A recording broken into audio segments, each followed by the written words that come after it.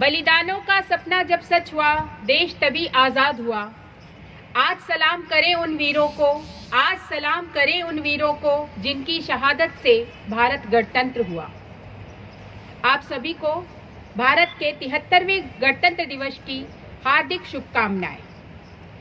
आज के गणतंत्र दिवस समारोह में उपस्थित शिक्षकगण, अभिभावकगण एवं ऑनलाइन से जुड़े हुए हमारे अभिभावक एवं बच्चों को मेरा नमस्कार, सुप्रभात। आज हम सभी भारत का 73वां गणतंत्र दिवस मनाने के लिए उपस्थित हुए हैं।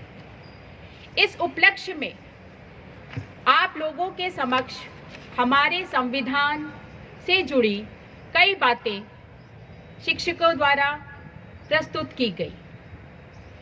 हम सभी को ज्ञात है कि हमारा संविधान दुनिया का सबसे बड़ा लिखित संविधान है, जिसमें 395 अनुच्छेद और 8 अनुसूचियां दी गई हैं। 26 नवंबर 1949 को संविधान सभा द्वारा भारतीय संविधान को स्वीकार किया गया और इसे जनवरी 26, 1950 को लागू करने का निर्णय लिया गया। इसी कारण 26 जनवरी 1950 को भारत को पूर्ण स्वराज घोषित किया गया। देशभक्तों के त्याग, तपस्या और बलिदान की कहानी 26 जनवरी का पर्व समेटे हुए है। उत्सर्ग और शौर्य का इतिहास भारत की भूमि पर पग पग में अंकित है। आजादी मिलने के इतने वर्षों बाद भी हमारा देश कई समस्याओं से जूझ रहा है। हम सभी एक होकर इन समस्याओं जैसे कि अपराध, भ्रष्टाचार, हिंसा, आतंकवाद, गरीबी, बेरोजगारी, अशिक्षा, एक होकर इन समस्याओं को खत्म करने की कोशिश करनी चाहिए। जब तक हम इन समस्याओं से बाहर नहीं निकलेंगे, तब तक स्वतंत्रता सेनानियों का सपना पूरा नहीं होगा। हम एक होकर ही इस प्रयास को श्रेष्ठ और विकसित भारत का निर्माण करने में अपना सहयोग प्रदान कर सकते हैं। किसी ने सच ही कहा है, कण कण में सोया शहीद, पत्थर पत्थर इतिहास है। आज जब हम भारत का आजादी का अमृत महोत्सव मना रहे हैं, गत 6 महीनों से विभिन्न कार्यक्रमों में भाग लेकर सभी विद्यार्थी, अभिभावक एवं शिक्षकगण अपनी संस्कृति, अपने इतिहास को जानने की कोशिश कर रहे हैं, तो ऐसा प्रतीत होता है कि हमें एक नए भारत का दर्शन हो रहा है। जो चीजें विलुप्त हो चुकी थी, जिन्हें हमें जानकारी भी नहीं थी, हम उन्हें खंगालने की कोशिश कर रहे हैं, हम उन्हें जानने की कोशिश कर रहे हैं। हम ऐसे ऐसे वृतांत से अपने आप को परिचय दिलवा रहे हैं, जिससे कि हम सभी गौरवान्वित महसूस कर रहे हैं। आज भारत सरकार के द्वारा गत 6 महीनों से अनेक गतिविधियों का संचालन किया जा रहा है, जिसमें हम सभी ने, खासकर हमारे विद्यार्थियों ने बढ़ चढ़ कर भाग लिया है। चाहे वो वीर गाथा प्रोजेक्ट हो, चाहे वो आज़ादी के अमृत महोत्सव से संबंधित सुभाष चंद्र जयंती, चाहे लाल बहादुर जयंती, चाहे फिर वो कॉन्स्टिट्यूशन डे से रिलेटेड कोई भी प्रोग्राम हो, हम सभी इसमें बढ़ चढ़ कर भाग लेते हैं। और भाग लेने का मतलब है कि हम सिर्फ ज्ञान ही नहीं अर्जित कर रहे हैं, बल्कि हम अपने इतिहास को दोबारा पढ़ने की कोशिश कर रहे हैं, दोबारा जानने की कोशिश कर रहे हैं, जो शायद इतने समय में हमने जानने की कोशिश नहीं की थी। पर्सनल तौर पर मुझे ऐसा प्रतीत होता है कि जो महामारी गत 2 सालों से लगभग हम जिसको फेस कर रहे हैं, बहुत कुछ छीना है तो बहुत कुछ हमें देकर भी गए हैं। हमें इतना समय तो मिला कि हम अपने आप को पहचानने की कोशिश कर रहे हैं, हम अपने देश को पहचानने की कोशिश कर रहे हैं, हम अपनी संस्कृति को पहचानने की कोशिश कर रहे हैं और हम एक अच्छे नागरिक बनने की भी कोशिश कर रहे हैं। फिर ये चाहे हमारे जैसे शिक्षकों की उपलब्धि हो, हमारे विद्यार्थियों की उपलब्धि हो, या हमारे उनके अभिभावकों की उपलब्धियां हों, उनका योगदान हो। इन 2 वर्षों में हम डिजिटल इंडिया, स्वच्छ इंडिया, और आज आज़ादी के अमृत महोत्सव के तहत विभिन्न कार्यक्रमों में अपना योगदान प्रदान कर रहे हैं। जिस टेक्नोलॉजी से हम में से ज़्यादातर लोग डरते थे, इन 2 सालों में लगता है कि जैसे ये हमारे अंदर ही कहीं थी, कहीं छुपी हुई थी, और समय ने हमें इन सब टेक्नोलॉजी को यूज़ करना सिखा दिया है।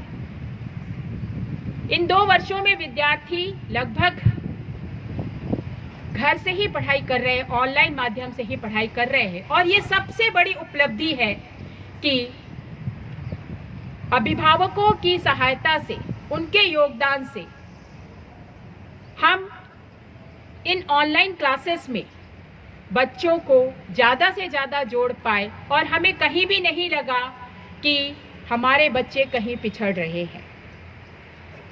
अकेला शिक्षक ये नहीं कर पाता, विद्यार्थी और अभिभावकों के योगदान से ही यह हुआ है। किसी भी प्रतियोगिता में बच्चों की प्रतिभागिता हमने देखी है, बढ़ी है। आज हमारे सामने जो 2 विद्यार्थी अंतर्राष्ट्रीय लेवल पर पहुंचे हैं योगा के कंपटीशन में, ये इस बात को प्रदर्शित करता है कि यदि ऑफलाइन ही सारा कुछ चलता रहता तो हम इतना समय नहीं दे पाते। यही सिर्फ 2 विद्यार्थी नहीं हैं, हम अगर इन 2 वर्षों में विद्यार्थियों की उपलब्धियों को खंगालेंगे तो हमें समझ में आएगा कि विद्यार्थियों का पार्टिसिपेशन बढ़ा है।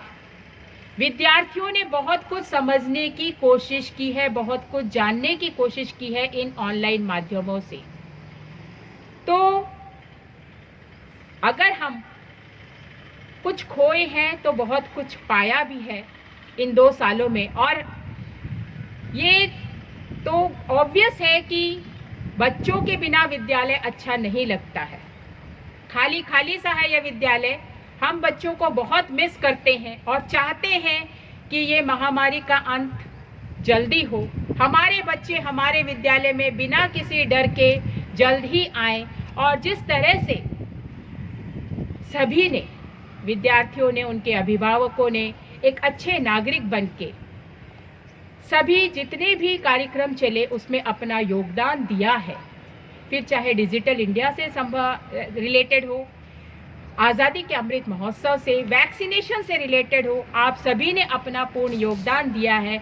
और इसी तरह से अगर आपका योगदान, आपकी पूरी साझेदारी रहेगी तो यथासंभव बहुत जल्दी हमारे इस विद्यालय प्रांगण में, सभी विद्यालय प्रांगण में विद्यार्थियों की गूंज गूंजती नज़र आएगी। और ये हम सभी जितने शिक्षक बैठे हैं सभी यही चाहते हैं कि विद्यालय में विद्यार्थी जल्द से जल्द आएं।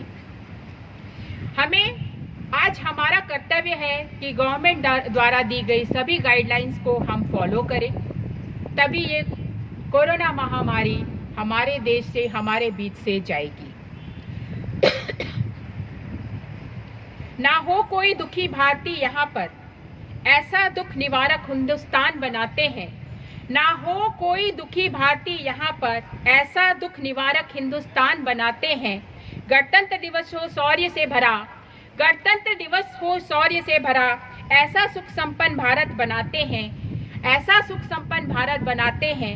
हम सभी यह संकल्प लें कि हम अपना पूर्ण योगदान एक नया भारत बनाने में एक अच्छे नागरिक के रूप में जरूर देंगे। ये संकल्प हम आज के दिन जरूर करें और अपना पूर्ण योगदान दें। इन्हीं पंक्तियों के साथ मैं अपने शब्दों को विराम देती हूँ।